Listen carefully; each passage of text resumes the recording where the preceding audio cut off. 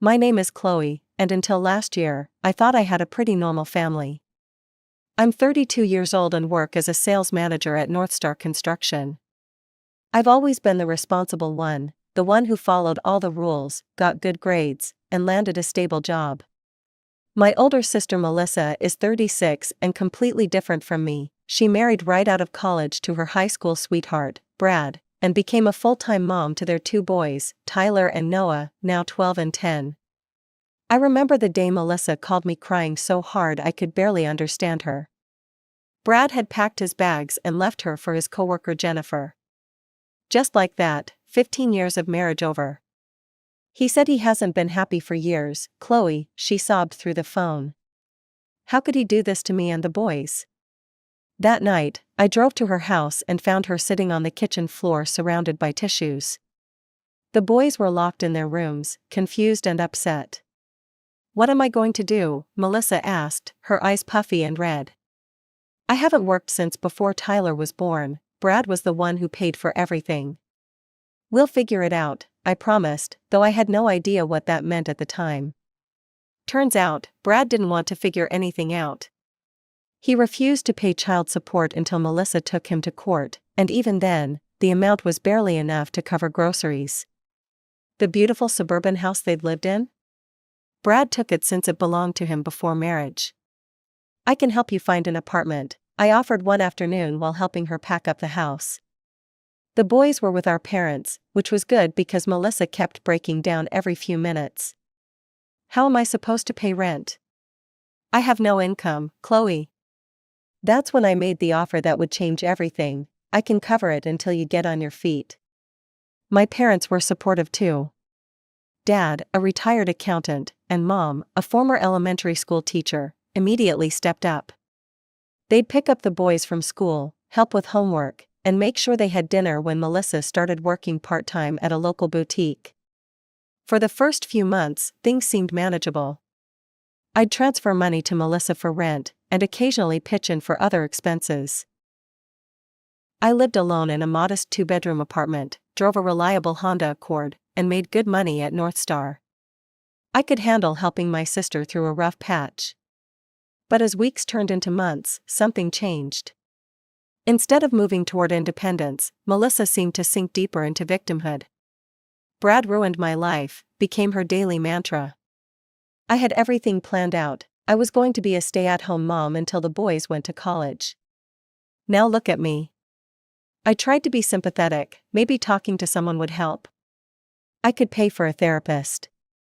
The look she gave me could have frozen fire. I don't need someone to tell me how to feel, Chloe, I need money to live. Do you have any idea how humiliating it is to work at that store? The manager is 10 years younger than me. Conversations like this became routine.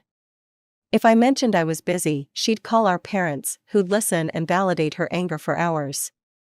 Mom would call me afterward, your sister is really struggling, honey. She needs us all to be there for her. By the 6-month mark, the financial strain was becoming noticeable. It wasn't just rent anymore.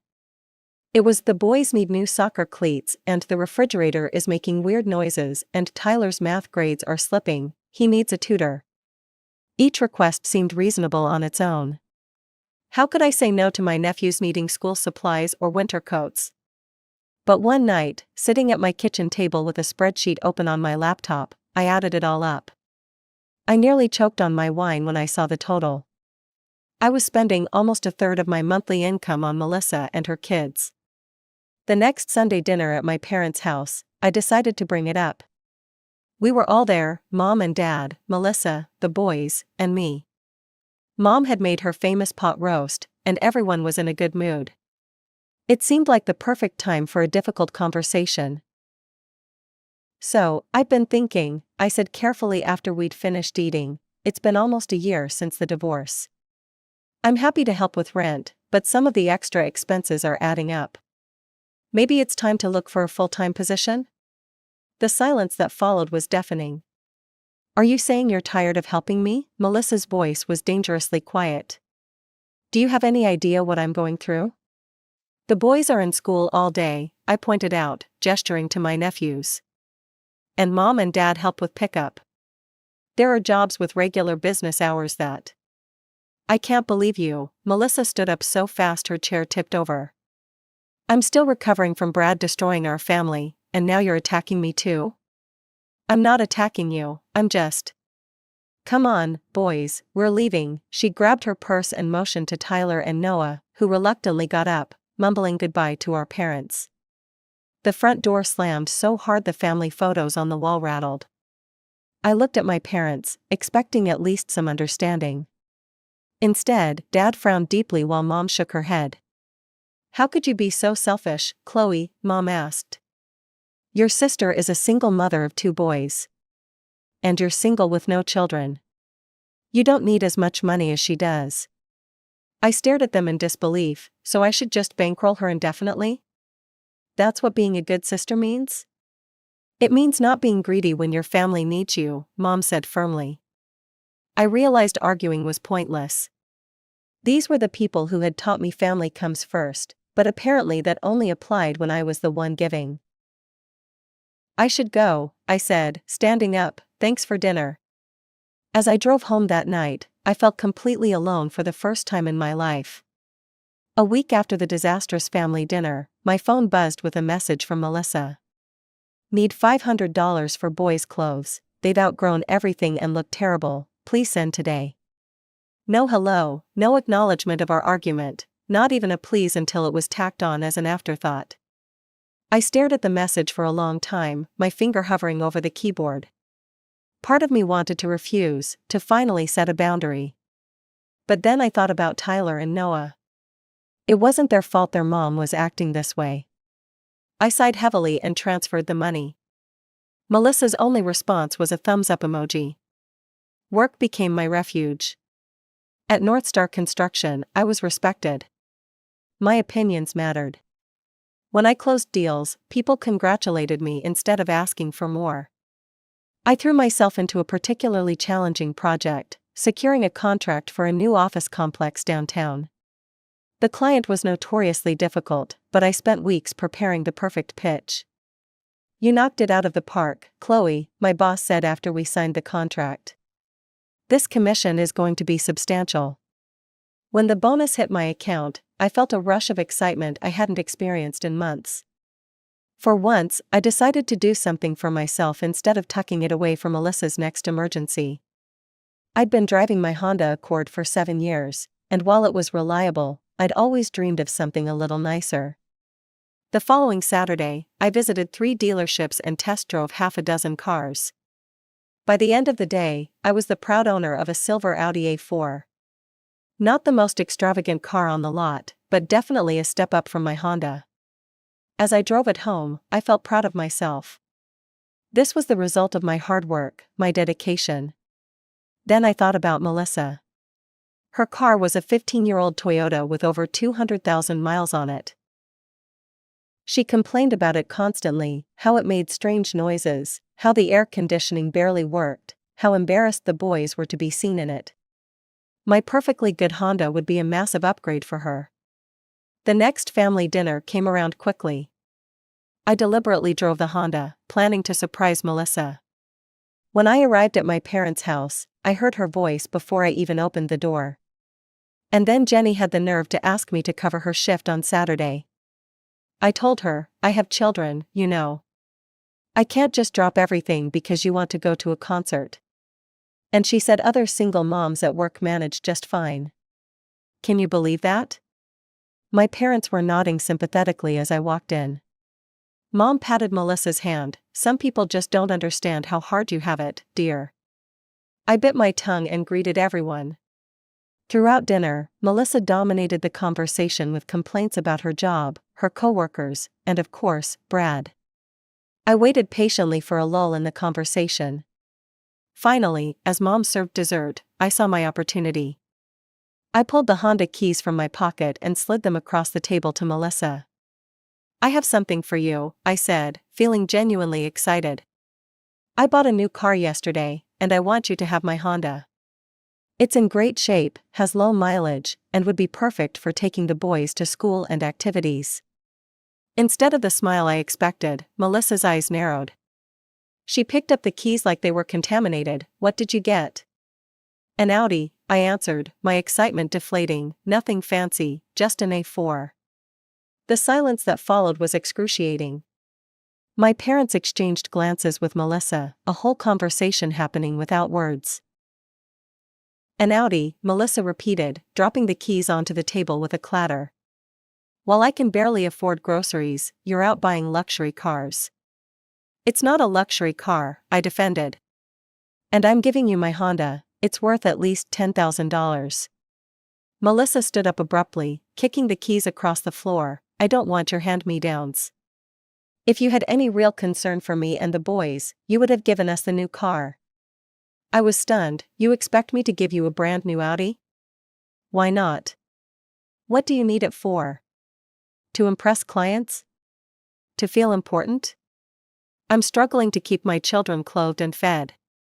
I looked at my parents, silently pleading for them to intervene, to point out how unreasonable she was being. Instead, Dad cleared his throat and said, Chloe, maybe you should have consulted us before making such a large purchase. Consulted you? I repeated, not believing what I was hearing. Mom nodded. If you have enough money for a new Audi, perhaps that money could have been better spent helping your sister get back on her feet. But since you've already bought a new car, give it to Melissa. Something inside me snapped. I slammed my hand on the table, making everyone jump. The dessert plates rattled, and Tyler's glass of milk spilled. It's my money, I said, my voice shaking with fury. I worked for it. I am not obligated to support you indefinitely, Melissa. I helped you because I love you, but this is ridiculous. If my Honda isn't good enough for you, then you get nothing. I stood up, walked over to where the keys had landed, and picked them up. Chloe, don't be dramatic, Mom started, but I cut her off. No, I'm done. I'm not paying for the apartment anymore. I'm not sending you money for clothes or tutors or whatever else you decide you need. Figure it out yourself. As I drove home in my Honda, my reliable, paid-for Honda that apparently wasn't good enough for my sister, my phone exploded with texts and calls. I ignored them all. That night, I listed my old Honda for sale online. 3 days later, I accepted an offer slightly below what I'd hoped for, but I didn't care. I just wanted it gone. As I handed over the keys to the new owner, I felt a strange sense of relief mixed with sadness. I'd driven that car for years without issue, but in the end, it had brought me nothing but grief. A week passed, then another. I drove my new Audi to work, went about my business, and tried to ignore the gnawing guilt that my family's words had planted. Maybe I was selfish. Maybe I should have given Melissa the new car. Maybe I wasn't doing enough. No. I shook my head every time these thoughts crept in. I'd already done more than enough. Then came the message I'd been expecting. Rent is due tomorrow, please transfer the money. No greeting, no acknowledgement of our fight, just a demand. For the first time, I replied with a simple, no. The response was immediate. My phone rang. I declined the call. It rang again. I declined again. Then came the barrage of texts. What do you mean, no? Are you seriously going to make me and the boys homeless? I can't believe you're doing this to us. Mom and Dad are furious with you. I turned my phone off and went to bed early.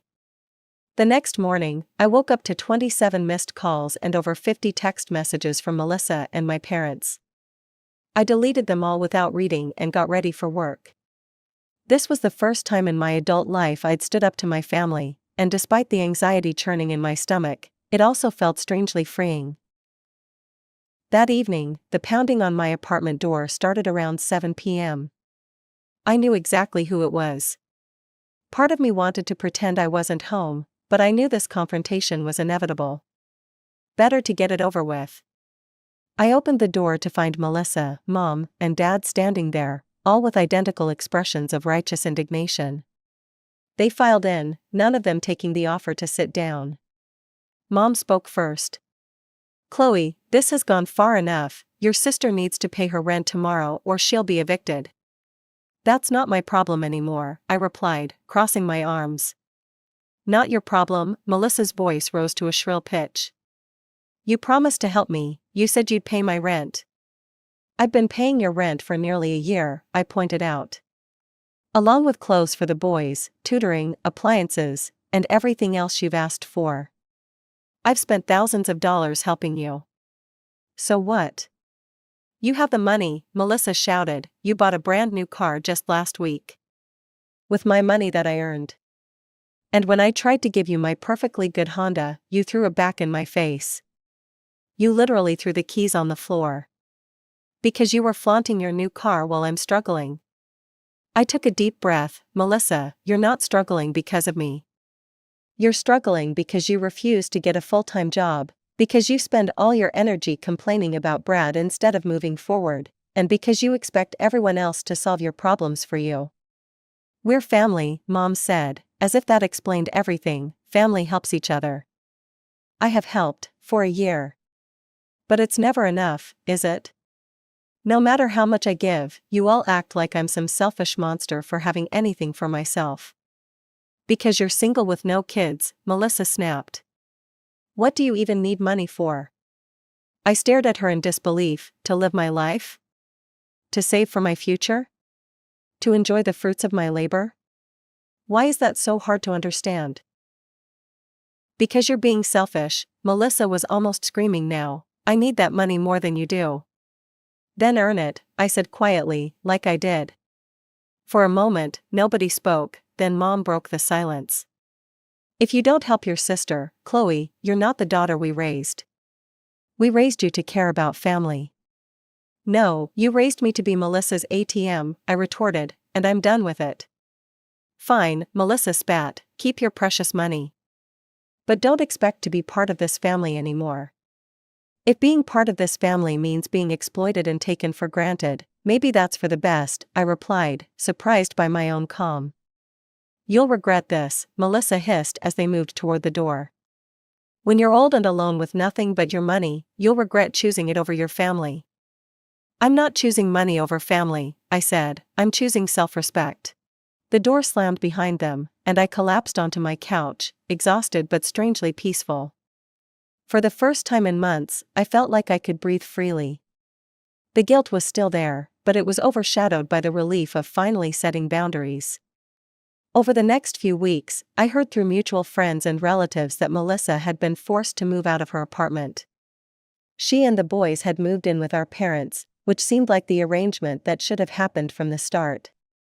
She was still working part-time at the boutique, and our parents were effectively supporting her, just as they'd expected me to do. According to my cousin Rachel, they were all telling anyone who would listen what a terrible person I was, how I'd abandoned my sister in her time of need, how I cared more about fancy cars than family, how I'd always been the selfish one. A month after our confrontation, Rachel invited me to coffee. I wanted to check on you, she said. Your parents are saying some pretty harsh things, and I wanted to hear your side. I told her everything, the year of paying Melissa's rent, the constant demands for more money, the car incident, all of it. Rachel nodded thoughtfully. You know, I've always thought Aunt Karen and Uncle Jim babied Melissa too much. Well, for what it's worth, I think you did the right thing. You can't set yourself on fire to keep someone else warm. That phrase stuck with me. It perfectly described what I'd been doing, burning through my resources, my boundaries, my self-respect, all to keep Melissa comfortable in her victimhood. Thanks, Rachel, I said, that means a lot. As I drove home in my Audi, which I now enjoyed without guilt, I realized something important. I wasn't alone after all. My parents and sister might have turned their backs on me, but I still had people in my corner. And more importantly, I had finally chosen to stand in my own corner. 6 months passed. Summer turned to fall, and fall gave way to winter. The holidays loomed, and with them, the question of what to do about family gatherings. Would I be invited? Would I want to go if I was? I hadn't spoken to my parents or Melissa since that night in my apartment, though not for lack of trying on their part. About 2 months after our confrontation, the messages started changing tone. No longer angry demands, they became guilt trips. The boys miss their aunt, Mom texted one day. Tyler asked about you at breakfast, Melissa wrote another time. I didn't respond. I knew what they were doing, using the boys as emotional leverage. It hurt to think about my nephews, to wonder what they'd been told about why Aunt Chloe wasn't around anymore. But I couldn't cave. If I showed any weakness, any willingness to engage, I'd be right back where I started. Work continued to be my salvation. I threw myself into projects, landed new clients, and received another promotion. My bank account was healthier than it had ever been, now that I wasn't supporting 2 additional households. I started taking better care of myself too. I joined a yoga class, reconnected with old friends I'd neglected during the Melissa crisis, and even went on a few dates, though nothing serious developed. For the first time in years, I was putting myself first without guilt. In early December, I ran into my nephew Tyler at the mall. He was with a friend, no sign of Melissa or Noah nearby. When he saw me, his eyes widened, and he hesitated before approaching. Aunt Chloe, he said cautiously, as if unsure I'd acknowledge him. Tyler, I gave him a warm smile. How are you, buddy? I'm okay, he said, shuffling his feet.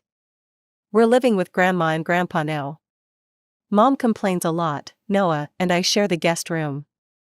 I nodded, not wanting to say anything negative about his mother, and how's school? Good, I made the basketball team. A small smile crossed his face. Coach says I might start next game. That's fantastic. I'd love to come watch sometime if that's okay with you. His face lit up. Really? That would be cool. Our next game is Thursday at 4:30. I made a mental note, I'll try to be there. I kept that promise. I sat in the back of the bleachers, watching Tyler play. He was good, lanky and quick, with natural athletic ability. When he scored his first basket, I cheered loudly, and his head turned in my direction. The smile he gave me was worth any potential awkwardness with Melissa. After the game, I waited outside, unsure if I should approach. Tyler made the decision for me, jogging over with his gym bag. You came, he said, sounding genuinely surprised. I said I would. I gestured to the parking lot. Is your mom here? He shook his head. Grandma brought me, she's waiting in the car. I followed Tyler to a familiar sedan, where my mother sat in the driver's seat. When she saw me approaching with Tyler, her expression was unreadable. Hi, Mom, I said simply when Tyler opened the passenger door. She looked at me for a long moment. Chloe, what are you doing here? I ran into Tyler at the mall. He invited me to his game. Mom's gaze softened slightly. He's getting quite good, isn't he? He's amazing, I agreed. An awkward silence fell. Tyler looked between us, clearly hoping for some kind of reconciliation. Would you like to get coffee sometime? I finally asked, just the two of us? She hesitated, then nodded. I'd like that. We agreed to meet the following week. As they drove away, I felt a glimmer of hope. Perhaps not all bridges were permanently burned. Coffee with Mom was tense at first. We tiptoed around the issues, talking about the weather, her garden, my work. Finally, I took a deep breath and addressed the elephant in the room. I miss you and Dad, I said, and the boys. But I can't go back to how things were before. Mom stared into her coffee cup. Melissa is still struggling. I know, and I'm sorry for that. But I can't be her safety net anymore. She says you abandoned her. I shook my head. I helped her for almost a year. I paid her rent, bought clothes for the boys, paid for tutoring, I did everything I could. But she wasn't getting better, Mom. She was getting more dependent. Mom was quiet for a moment. Your father and I might have enabled that, she admitted, surprising me. We've always babied her, even as a child, she was the fragile one, and you were the strong one. It was the first acknowledgement I'd ever heard from either of my parents that Melissa had been treated differently. Being the strong one doesn't mean I have to carry everyone else. No, Mom agreed, it doesn't. And perhaps we expected too much from you. It wasn't a full apology, but it was a start. We agreed to have dinner, just the four of us, me, Mom, Dad, and Melissa, to try to clear the air. I was nervous but hopeful. That dinner never happened. The night before our scheduled reconciliation, Melissa told Mom she would leave the house for dinner if I was there. She was still furious that I had abandoned her and the boys, and she wasn't ready to forgive me. Instead, I had dinner with just my parents.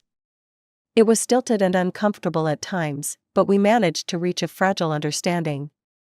They agreed to stop pressuring me to support Melissa financially, and I agreed to be more present in family gatherings when possible. "She'll come around eventually," Dad said as I was leaving, "she just needs more time." Maybe she would, maybe she wouldn't. I realized I was okay either way. The weight of guilt I'd carried for months had lifted. I'd done nothing wrong by setting boundaries, by refusing to be exploited. As I drove home that night, I thought about how much had changed in a year. I'd lost the unwavering support of my family, but I'd gained something more valuable: self-respect. I'd learned that helping others shouldn't come at the expense of my own well-being, that love shouldn't be conditional on financial support, and that it's possible to care deeply for someone while still saying no to their demands.